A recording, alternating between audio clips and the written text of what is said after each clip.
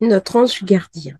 Nous avons tous, un jour ou l'autre, invoqué ce fameux ange pour nous protéger, pour nous aider, pour passer une épreuve. Tous nous sommes persuadés qu'il existe et que de là-haut, il nous regarde. En Anna Lakashik, certains me demandent, j'ai besoin de le nommer, j'ai besoin de connaître son nom. Eh bien, il existe une table pour connaître l'ange, notre ange gardien, qui va présider à notre naissance. Il y a 72 anges selon l'angéologie. Nous avons dans une année 365 jours. Eh bien, chaque ange de cette hiérarchie dirige et protège les 5 degrés de votre soleil au moment de votre naissance dans votre thème. Concrètement, ça veut dire, parce que là, mon langage est un petit peu opaque. J'en conviens. Eh bien, chaque ange est attribué 5 jours de l'année. Il est donc tout à fait possible de faire appel à l'ange de votre date de naissance, à l'invoquer, à se mettre sous sa protection, pour que votre vie entière trouve une autre tour. Est-ce que les anges vont tout résoudre dans notre vie? Absolument pas. Mais ils vont donner le courage d'avancer.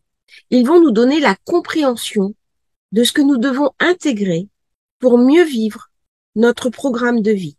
Ils vont être un indicateur sur le chemin que nous avons à parcourir. Les anges ne nous dépossèdent jamais, ni de nos choix, ni de nos orientations de vie. Ce sont des soutiens, des aides, des guides, et parfois, ils accomplissent, si nous leur demandons, des choses absolument incroyables. Alors, comment connaître ce fameux ange qui va présider ces 5 jours de notre naissance? Eh bien, il y a des grilles pour cela. Vous pouvez éventuellement faire appel à mes services pour faire un thème d'angéologie. Vous pouvez aussi trouver des ouvrages sur le sujet qui vont parler de l'ange de votre jour de naissance. Et parfois, pourtant, nous nous sentons reliés aussi à un ange qui n'est pas forcément celui de notre date de naissance. Il va alors se mettre en corrélation avec notre ange de naissance et se soutenir mutuellement pour nous amener de la connaissance, du savoir, de la libération de karma ancien, de la bienveillance, de la joie et de la prospérité. L'ange gardien, c'est celui de la naissance. C'est celui qui est là et qui est attribué à chaque humain qui vient s'incarner sur terre. Tous les initiés des principales religions avaient une parfaite connaissance de cet ange gardien. Certains disent qu'après 7 ans, cet ange de naissance disparaît parce qu'il n'est pas honoré, parce que nous perdons le contact et la spontanéité que nous avons avec lui. Il m'arrive régulièrement de recevoir des personnes qui enfant voyaient des choses, voyaient des entités, avaient des dons de voyance, de télépathie, parfois même de télékinésie. La télékinésie, c'est la capacité à interagir sur la matière et la structure matérielle d'une chose. Simplement, lorsqu'on est enfant et qu'on ne sait pas ce qui se passe, ce genre de choses peut être inquiétant. Aussi, de nombreux enfants prennent peur. On m'a raconté l'histoire d'une femme dont la petite fille voyait sa grand-mère décédée à table avec eux et qu'elle venait lui voler de la nourriture. La petite fille s'était mise en colère, elle avait bloqué alors ses dons et la grand-mère ne s'était plus jamais manifestée. Origène, le père chrétien érudit, proche de la gnose, parlait de cet ange gardien. Auprès de chaque homme, il y a toujours un ange du Seigneur qui l'éclaire, le garde et le protège de tout. Plus près de nous, Padre Pio disait « Souvenez-vous que Dieu est en nous et que nous sommes en état de grâce. Et hors de nous, quand nous sommes en état de péché, notre ange ne nous abandonne jamais. Il est notre ami le plus sincère et le plus sûr, mais quand nous avons le tort de l'attrister par notre mauvaise conduite, eh bien, il devient pénible. Qu'est-ce que le péché? Était-ce la violation des règles ou était-ce au contraire la souffrance que nous portons en nous, la souffrance liée à notre incarnation, nos douleurs? Certains psychanalystes vont parler du ça résiduel. Des kabbalistes vont parler des démons, les démons intérieurs. Et si le mal, c'était plus que toute chose, cette souffrance intime que nous portons et qui demande à s'expurger, à s'extraire de nous, à être mise hors de nous pour être alchimisée, parce qu'avec elle, nous ne pouvons pas remplir notre incarnation. Nous ne pouvons pas faire sereinement ce pourquoi nous sommes venus dans cette vie sur terre. Expurger la souffrance, alchimiser la douleur qui nous habite, se fait aussi en lien profond avec l'ange gardien. C'est la maxime de sagesse qui dit « Aide-toi, le ciel t'aidera ». Si nous n'acceptons pas de changer en nous, notre vie de tous les jours ne changera pas. C'est un petit peu ce que racontent aussi les annales akashiques. Les guides, les maîtres et l'ange gardien sont là pour nous aider, pour nous donner des pistes de compréhension, des indicateurs. Mais il nous appartient à nous, de par notre libre arbitre, de nous saisir pleinement de ces outils et de modifier nos comportements et parfois même notre compréhension pour avancer main dans la main avec ce fameux ange gardien. Cette idée de l'ange gardien qui nous protège est beaucoup plus ancienne que le christianisme. Depuis l'Arcadie, depuis l'Amérique, tout le monde croyait que les enfants, en raison de leur pureté et de leur fragilité, avaient un protecteur subtil que l'on nomme ange gardien. Cette protection leur permettait d'éviter les bêtes féroces, les maladies, la mort précoce, et leur donnait même des indications pour retrouver leur maison lorsqu'ils étaient perdus. En fait, certains sages disent que l'ange gardien est un déva, un esprit subtil, supérieur, qui nous accompagne et nous aide à réussir notre mission de vie. Socrate lui-même affirmait « Cela a commencé dès l'enfance ». Une sorte de voix qui, chaque fois qu'elle se produit, me détourne de ce que je suis sur le point de faire, sans toutefois jamais m'inciter à agir. Il y a en moi quelque chose de parfois divin et parfois démoniaque. En fait, cet esprit protecteur, ce déva bienveillant par rapport à nous, au plus nous apurons notre pensée, au plus nous allons vers une certaine forme de pureté et au plus nous recevons ce puissant courant d'amour qui nous amène à nous relier à notre ange gardien et qui incite notre ange gardien à nous porter secours, à nous assister, si cela rentre en adéquation avec le plan karmique qui a été prévu. Certains anges sont trop hauts, ils ne sont pas à notre porte. Ils sont les porteurs de la parole de la source elle-même. Ils n'appartiennent pas à notre hiérarchie. En effet, tout le monde, tout ce qui existe, le manifesté et le non manifesté, est classé en hiérarchie, en zone énergétique. Eh bien, dans notre monde, le monde de l'en bas, le monde de la création, le monde où nous avons pris un habit de chair, où nous nous sommes incarnés dans un corps, où notre âme est venue en voyage, eh bien, il existe une catégorie d'anges qui cherchent le contact avec l'homme et qui font d'importants efforts pour nous aider. On dit que ce sont les anges blancs de l'air et de l'eau qui président à l'atmosphère. Ils nous amènent l'oxygène dont nous avons besoin, l'eau qui abreuve notre corps et va modifier la structure même de nos cellules, parce que notre simple corps humain est constitué essentiellement d'eau. Il existe un sage dont on parle peu, que les initiés connaissent, et qui s'appelle le Tibétain. Le Tibétain affirmait que non seulement nous avons nous-mêmes un ange gardien, mais notre famille d'âme est sous la protection d'un ange gardien. Notre ville, notre village, on parlait avant d'un saint, mais on parlait aussi d'une protection divine. Et on parle aussi des protecteurs d'un pays et des protecteurs d'une culture. Ainsi, la ville de Paris était-elle protégée par Sainte Geneviève. Sainte Geneviève devenue ange. Sainte Geneviève à la cathédrale de Paris. Notre-Dame.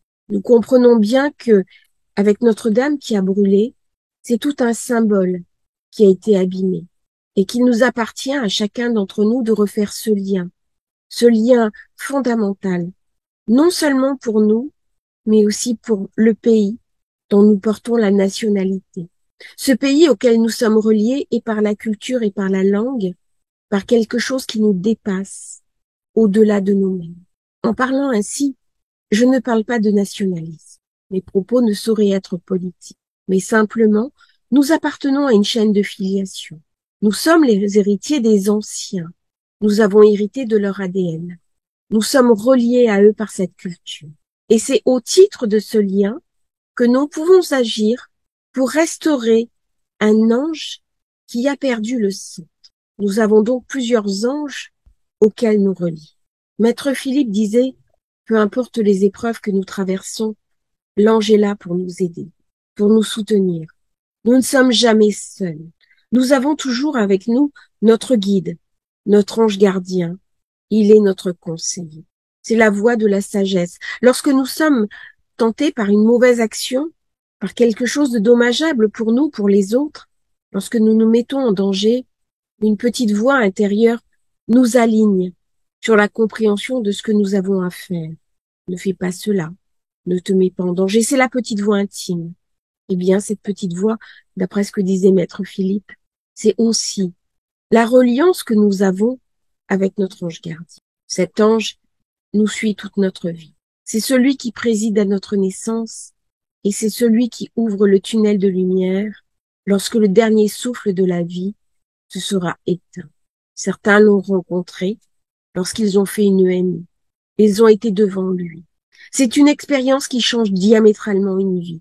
Tous ceux qui ont vécu une EMI et qui ont eu la chance de rencontrer leur ange gardien, ces grands guides de lumière dont nous parlons, sont revenus à tout jamais changés, à tout jamais habités par cette compréhension ineffable de l'amour absolu. Est-ce que l'on peut changer d'ange gardien? Eh bien, sur Terre, lorsque nous progressons vers le bien, lorsque notre âme s'élève, que notre taux vibratoire change et que nous montons d'un cran, eh bien, un nouveau guide apparaît. Et celui-ci vient à son tour plus avancé que le précédent. Il est donc tout à fait possible et légitime de demander un nouveau guide, de demander quelque chose qui va vous tirer vers le haut lorsqu'on est à la fin d'une expérience et qu'on n'a plus rien à apprendre du renouvellement même de cette expérience. Il y a l'ange du jour et il y a ensuite l'ange de l'âme. L'ange de l'âme qui le remplace. L'ange de l'âme, c'est autre chose.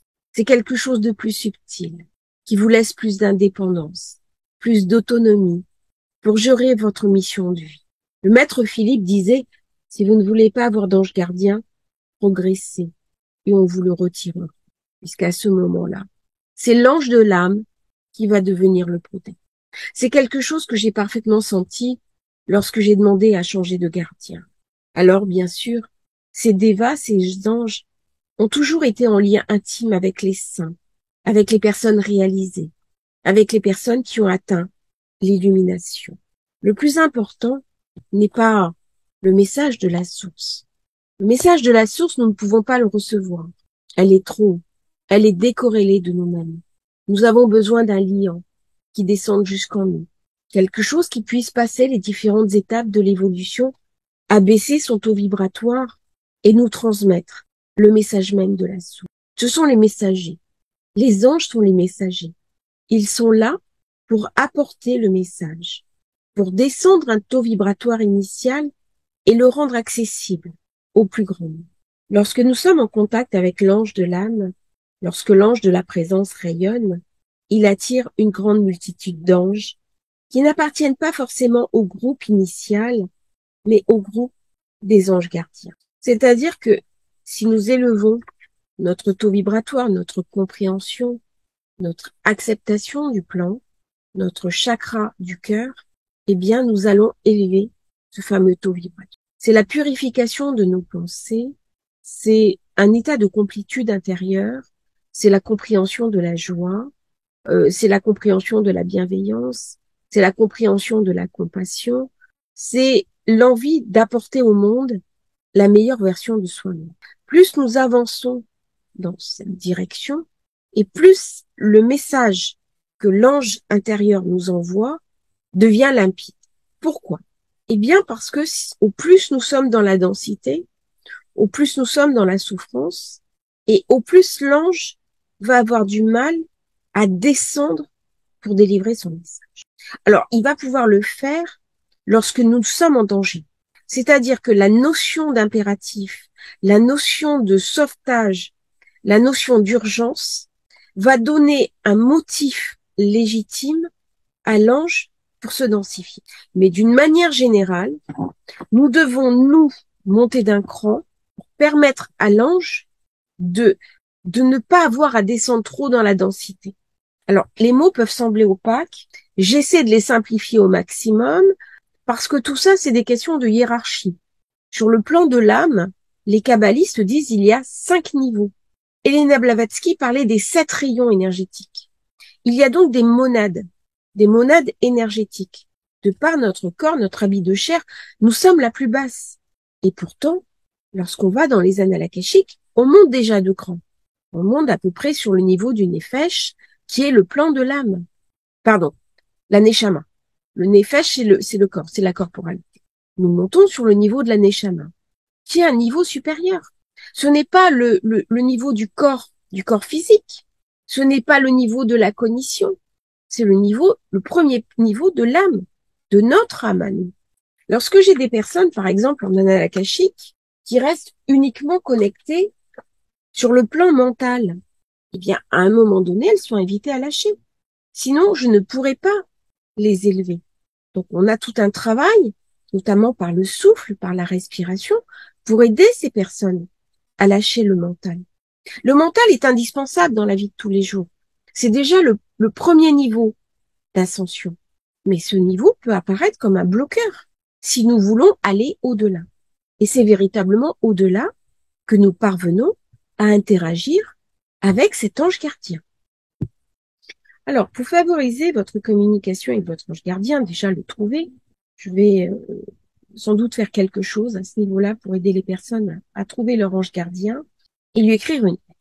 Et oui, quand on a un bon ami, on lui fait un mail ou on lui écrit une lettre. Et dedans, on s'exprime. Je vous conseille de prendre une feuille de papier, un stylo, si possible un stylo encre. Et dans les cas les plus parfaits, eh bien l'idéal, bien sûr, c'est d'avoir un stylo encre, un encrier. C'est ce que je fais. Je travaille beaucoup à la plume parce que ça me connecte aussi sur les archives akashiques, sur les scripts des dossiers et d'une manière générale sur les akashiques. Concentrez-vous et visualisez l'ange que vous allez invoquer. Méditez, faites le vide dans vos pensées. Datez votre lettre et commencez ainsi. Cher ange, demandez-lui ce que vous voulez avec respect et ouverture. Demandez-lui de l'aide, des conseils, de la présence, de la protection. Signez votre lettre sans oublier de le remercier d'avance et ensuite vous réservez le choix. Soit vous lui envoyez la lessive d'une manière fictive, un oreiller, une boîte, un tiroir, ou vous la postez réellement. Bien sûr, les postiers vont être un peu surpris. À mon ange gardien, le ciel. Vous recevrez votre réponse de différentes manières, soit par un rêve, soit dans votre vie quotidienne, par un signe, un rendez-vous, un appel téléphonique, un message écrit. Tout dépendra de votre demande. Votre demande peut se faire de jour comme de nuit. Vous pouvez avoir un problème de sommeil et lui demander son aide. Vous pouvez aussi tenir un journal. Et dans ce journal, eh bien, notez les différentes informations que vous avez reçues. Soyez précis. Ne demandez pas à régler tous les problèmes en même temps. Réglez un problème après l'autre. Vous réglez d'abord le plus important. Parfois, dans les annales akashiques, j'ai des personnes qui arrivent avec une multitude de demandes. Ce n'est pas toujours possible. Il faut d'abord débloquer un problème, ce qui va permettre de fragiliser l'ensemble et après de régler un deuxième problème. Préparez-vous aussi à accepter la réponse que vous recevrez pour évacuer vos peurs, votre stress, vos doutes, vos frustrations. Adressez-vous aux anges ou aux archanges spécialisés pour vous aider à nettoyer, à purifier votre corps et votre esprit, à les remplir de force et de lumière. Choisissez un ange, le vôtre sera idéal, mais vous pouvez choisir aussi un autre ange qui de toute façon fera le travail soit avec votre ange du jour, soit avec l'ange de votre âme. Choisissez aussi l'élément approprié pour évacuer toute négativité. Le feu, la terre, l'eau et l'air. Et faites votre prière et votre demande par oral ou par écrit. Si vous avez connecté sur l'eau, eh bien, je vous incite à vous baigner, à prendre une douche. L'idéal sera de se baigner dans la mer ou dans une rivière. Mais vous pouvez symboliser l'élément mer ou rivière dans une baignoire ou sur votre douche, en visualisant une cascade. Pour le feu, eh bien, brûlez la lettre, brûlez des documents. Éliminez les documents empreints de négativité. Faites aussi brûler de l'encens. Pour la terre, visualisez des gnomes et des petits nains Enterrez votre lettre et plantez des fleurs, un rosier, un arbre, là où vous aurez enterré la lettre. En plantant la graine, on nourrit la vie et symboliquement, on change l'énergie. Prévoyez bien sûr un papier biodégradable et aucune matière plastique. Pour l'air, eh bien, déchirez le papier. Ou alors, imaginez une montgolfière, attachez-y un morceau de papier et faites tout envoler dans l'air. Imaginez-vous prendre un avion et rendre au subtil la problématique que vous avez. Développez aussi vos dons de clairvoyance, de créativité, par la peinture, par le chant, par la musique, par le théâtre. Tous ces arts ne sont pas neutres. Ils vous connectent directement à votre ange gardien. La beauté est aussi liée à l'ange gardien. C'est pour ça que j'avais fait un sujet sur la beauté au sujet des annales akashiques. Chaque ange des 72 possède une prière qui lui est propre, un octave numérique qui lui est propre. Et l'invoquer permet véritablement de se relier à lui. Bien entendu, dans les annales akashiques, il est tout à fait possible de le rencontrer, de se connecter à lui, d'écouter son message et d'écouter la valeur de son message. Cet ange gardien qui nous est intime, qui nous est personnel, qui nous est précieux. Normalement, la fête des anges gardiens est le 2 octobre. La fête des archanges, le 29 septembre. Les anges sont les messagers, les gardiens, les protecteurs. Le pape François disait que nous avons tous, selon la tradition de l'Église, un ange qui nous protège et nous fait sentir les choses. L'ange gardien n'est pas une doctrine un peu fantaisiste, c'est une réalité, c'est un compagnon de voyage. Le pape a aussi encouragé à écouter et suivre ses conseils, car l'ange gardien conduit l'homme jusqu'à la fin de sa vie.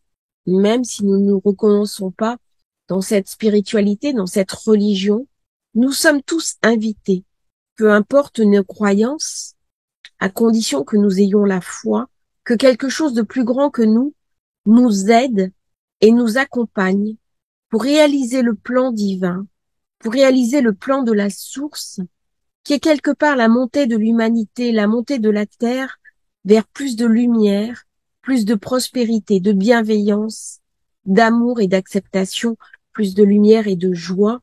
Eh bien, quel rapport j'entretiens moi individuellement avec mon ange gardien? On parle toujours du don de soi-même, du don à faire aux autres, de donner aux autres. Mais avant de donner, il faut d'abord recevoir. C'est ce que viennent chercher les personnes dans les annales akashiques. Elles viennent recevoir. Elles viennent chercher une connexion intime avec leur guide et gardien de lumière. Qui suis-je? Qu'est-ce que tu attends de moi? Quelle est ma mission de vie? Comment puis-je au mieux te servir? En t'honorant, j'honore la source, j'honore ma propre foi, j'honore le sacré. Et pour finir, sur l'ange gardien, je vais vous lire un texte que j'ai trouvé, qui est extrait du livre tibétain de la vie et de la mort, qui a été publié par Sogyal Rinpoche. C'est une légende. Je descends la rue. Il y a un trou profond dans le trottoir et je tombe dedans. Je suis perdu, je suis désespéré. Ce n'est pas ma faute. Il me faut longtemps pour en sortir. Je descends la même rue. Il y a un trou profond dans le trottoir. Je fais semblant de ne pas le voir. Je tombe dedans à nouveau. J'ai du mal à croire que je suis au même endroit. Mais ce n'est pas ma faute. Il me faut encore longtemps pour m'en sortir. Je descends la même rue. Il y a un trou profond dans le trottoir. Je le vois bien. Je fais semblant de ne pas le voir et pourtant il est là. J'y tombe quand même. C'est devenu une habitude. J'ai les yeux ouverts, je sais où je suis. C'est bien ma faute. Je ressors immédiatement. Je descends la même rue. Il y a un trou profond dans le trottoir. Je sais où il se trouve et je le contourne. Un autre jour se lève. Je descends une autre rue. Voilà ce que les anges viennent nous dire. Ce n'est pas parce que nous avons une habitude. Ce n'est pas parce que d'une vie sur l'autre, nous avons expérimenté des énergies de basse fréquence que nous sommes obligés de les reproduire dans cette vie-là. Nous sommes à un moment clé, un moment important. Non seulement pour nous, au plan de notre âme, au plan de notre incarnation, mais au plan plus global. Nous sommes à l'ouverture des savoirs. Tous ceux qui savent sont invités à transmettre à délivrer le savoir, à l'ouvrir. Jamais autant de l'humanité n'avons eu accès à autant de connaissances à disposition. Les livres les plus précieux sont édités. On les trouve pour quelques euros. Ils sont traduits. Ils sont sur YouTube. Ils sont sur Facebook. Ils sont sur tous les réseaux sociaux. Nous pouvons tout lire. Et parfois même gratuitement, nous sommes invités à tout être. Mais pour cela, il faut une décision. Et cette décision, nous ne pouvons que l'offrir à notre ange gardien.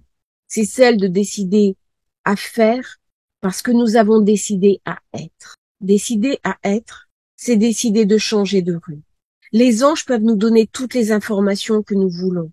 Je peux moi-même vous donner toutes les informations dont vous avez besoin dans les annales akashiques.